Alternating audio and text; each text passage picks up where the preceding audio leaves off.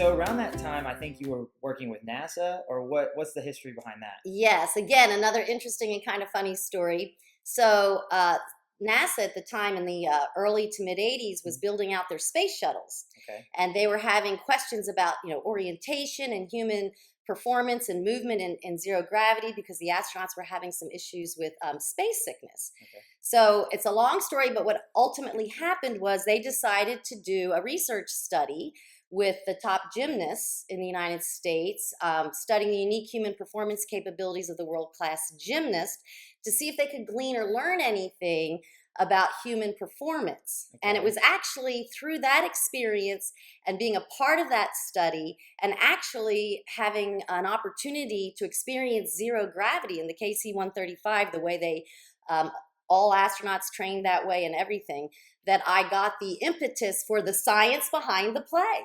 Because I got to experience just how expert a gymnast's brain is in calculating and navigating their body orientation and position in space. Because without the use of, I don't want to get so sciencey, but the truth is, without the use of the vestibular system, it became clear that you had to orient using your center of mass, which all gymnasts know is a really simple and great way to also orient during complex flipping and twisting maneuvers. Sure. But this just wasn't known back then.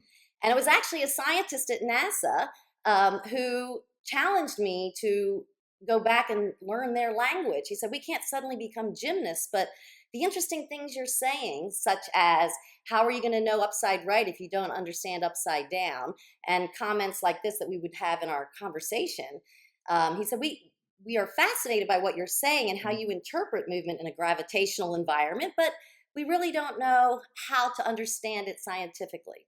And so that's what started my real venture and knowing exactly where I needed to go in terms of uncovering the science behind the play.